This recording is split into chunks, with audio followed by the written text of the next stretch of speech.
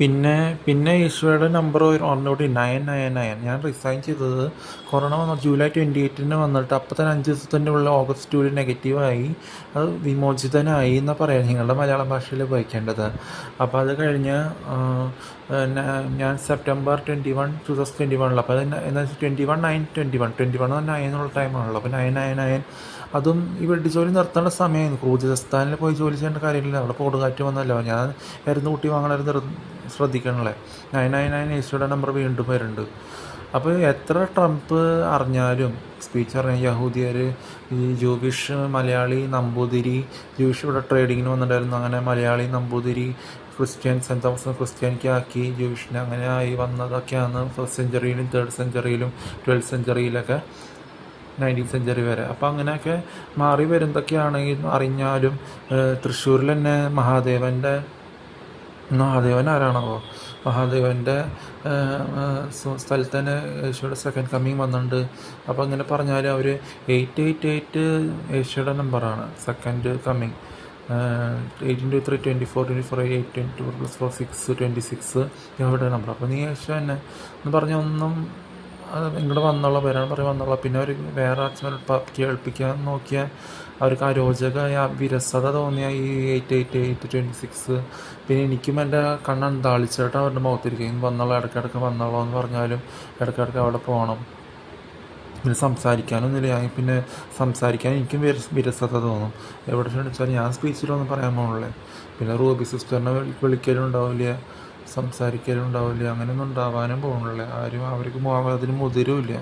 അതെന്ന് വെച്ചാൽ secret coming, യേശുവയുടെ secret rapture എന്ന് പറയുന്നത് ശരിയാണ്. അത് ആരും അറിയില്ല, എല്ലാവരും അറിഞ്ഞാലും അറിയാത്ത പോലെയാണ്.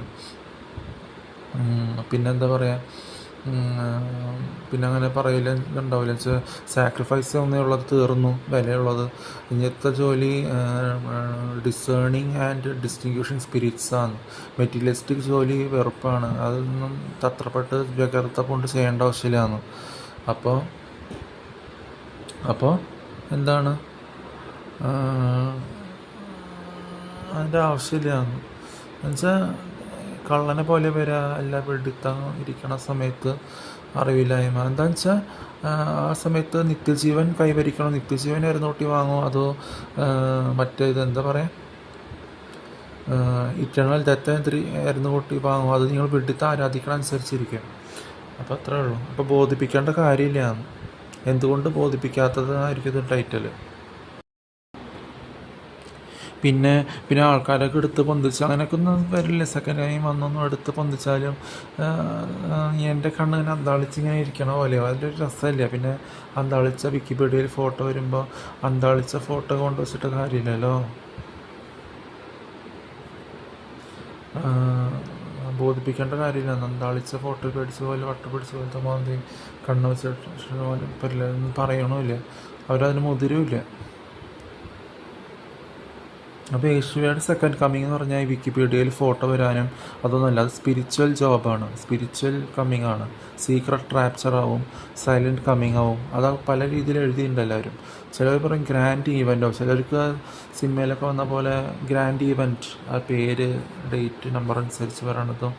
തൃശ്ശൂർ മഹാദേവൻ്റെ നാട്ടിൽ യേശുവയുടെ സെക്കൻഡ് കമ്മിങ് വന്നു. അതെന്ന് വെച്ചാൽ ജൂവിഷ്, മലയാളി, നമ്പൂതിരി, ക്രിസ്ത്യൻ അങ്ങനെ മാറി വന്നുള്ള ഡിസെൻഡൻ്റാണ് ലിവിങ് ഗോഡിൻ്റെ യഹോവയുടെ.